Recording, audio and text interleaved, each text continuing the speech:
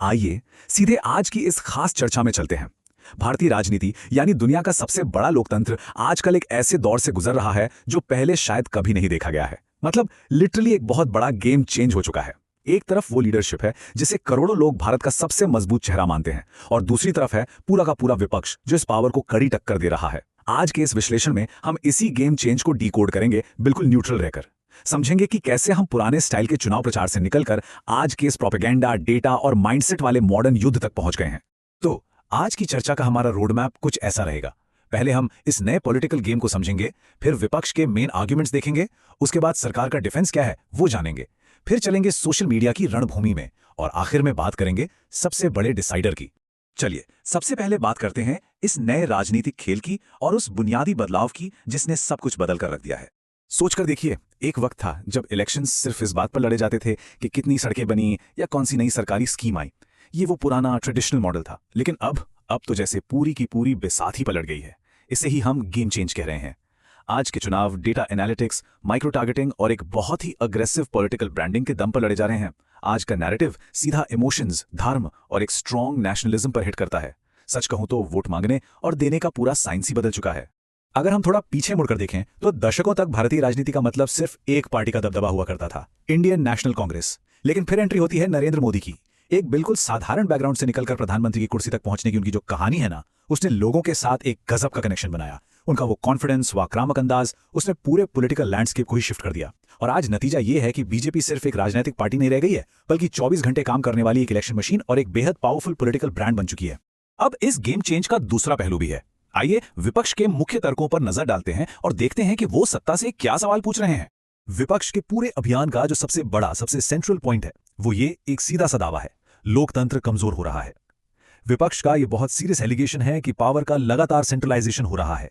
मतलब सारी ताकत एक ही जगह सिमटती जा रही है, और इस प्रक्रिया में हमारे डेमोक्रेटिक स्ट्रक्चर को भारी नुकसान हो रहा है। और इस बड़े दावे को सपोर्ट करने के लिए विपक्ष कई स्पेसिफिक मुद्दे उठाता है। जैसे उनका आरोप है कि सरकार ईडी, सीबीआई और इनकम टैक्स जैसी एजेंसियों का इस्तेमाल अपने राजनीतिक विरोधियों को डराने के लिए कर रही है। इसके अलावा एजुकेशन सिस्टम को लेकर भी सवाल हैं। खासकर नीट पेपर लीक जैसे मामलों में सरकार के फेलियर की बात कही जाती है। फिर आती है बढ़ती बेरोजगारी और महंगाई, जो सीधे आम आदमी से जुड़े मुद्दे हैं। और हाँ, एक बहुत बड़ा एलिगेशन मीडिया पर भी है। विपक्ष कहता है कि मीडिया का एक बड़ा हिस्सा बायस्ड हो चुका है, जो किसानों और आम लोगों की असली समस्याओं को इग्नोर करके सिर्फ इमोशनल राजनीति को बढ़ावा दे रहा है। ध्यान रखिएगा, ये सभी विपक्ष के दावे हैं जिन्हें वो देश के सामने एक खतरे के रूप में रख रहे हैं। इन सब के अलावा विपक्ष के पास एक और बहुत बड़ा हथियार है: क्रोनी कैपिटलिज्म का आरोप। आसान भाषा में समझे तो ये एक ऐसा सिस्टम है जहां बड़े बिजनेसमैन अपनी मेहनत या रिस्क लेने की वजह से नहीं, बल्कि नेताओं के साथ अपनी साठगांठ की वजह से अमीर होते हैं।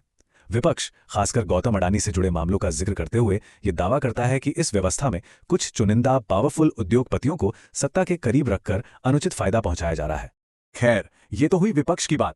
अब सिक्के का दूसरा पहलू भी देख लेते हैं। चलिए समझते हैं कि सरकार का मजबूत बचाव क्या है और वो अपनी ग्लोबल पावर की कहानी कैसे पेश करते हैं। रूलिंग पार्टी और उनके समर्थकों का सबसे बड़ा और स्ट्रॉन्ग आर्ग्यूमेंट यह है कि देखिए, भारत आज वैश्विक स्तर पर जितना पावरफुल और सम्मानित है, उतना पहले कभी नहीं था। आज पूरी दुनिया हमें सीरियसली ले रही है। और अगर देश के अंदर की बात करें तो इंफ्रास्ट्रक्चर के लेवल पर जो काम हुआ है वो अनप्रेसिडेंटेड है। हजारों किलोमीटर के नए हाईवेज बन रहे हैं। इसके साथ ही डिजिटल इंडिया और खासकर यूपीआई रेवोल्यूशन को ही ले लीजिए, इसने तो लिटरली आम आदमी की जिंदगी बदल कर रख दी है। समर्थकों का साफ कहना है कि इतनी अग्रेसिव विदेश नीति और ये विकास सिर्फ और सिर्फ एक मजबूत और डिसाइसिव लीडरशिप की वजह से ही मुमकिन हो पाया है। और जहां तक विपक्ष के उन भारी भरकम आरोपों का सवाल है, जैसे एजेंसीज का गलत इस्तेमाल या क्रोनी कैपिटलिज्म, तो बीजेपी इन सबको सिरे से खारिज कर देती है। उनका बड़ा साफ जवाब होता है कि ये सब महज पॉलिटिकल प्रोपेगेंडा है। सरकार का कहना है कि विपक्ष के पास कोई ठोस मुद्दा नहीं है, इसलिए वो एक सक्सेसफुल गवर्नमेंट की इमेज खराब करने और जनता को गुमराह करने के लिए ये सब झूठे नैरेटिव्स गढ़ रहे हैं। अब दोनों तरफ के अपने अपने तर्क हैं, अपने अपने दावे हैं। लेकिन यहां एक बड़ा सवाल उठता है, आज के दौर में ये सियासी जंग असल में लड़ी कहां जा रही है? क्या ये सिर्फ संसद की दीवारों के बीच या बड़ी बड़ी रैलियों में हो रही है? बिल्कुल नहीं। और यहीं से शुरू होता है सोशल मीडिया का युद्ध क्षेत्र, जहां असली नैरेटिव की जंग लड़ी जा रही है। आज की राजनीति पूरी तरह से इंस्टेंट और ऑनलाइन है। यूट्यूब, इंस्टाग्राम, ट्विटर, ये सब आज के नए बैटल ग्राउंड्स हैं। पहले लोग किसी बड़े अखबार के एडिटोरियल का इंतजार करते थे। आज सोशल मीडिया के एल्गोरिदम तय करते हैं कि ओपिनियन क्या होगा। सोचिए, महज एक छोटी सी 30 सेकंड की वायरल क्लिप या एक ट्रेंडिंग हैशटैग पूरे दिन का जनमत बदल सकता है। नेताओं के भाषण अब सिर्फ मैदानों तक सीमित नहीं है, वो सेकंडों में करोड़ों मोबाइल स्क्रीन्स तक पहुंच जाते हैं। ये एक बिना रुके 24 घंटे चलने वाली इंफॉर्मेशन वॉर है। लेकिन इस नए गेम चेंज का समाज पर बहुत गहरा असर पड़ा है। राजनीति अब सिर्फ इलेक्शन वाले दिन वोट देने तक सीमित नहीं रह गई है, ये सीधे ड्राइंग रूम और डाइनिंग टेबल तक पहुंच चुकी है।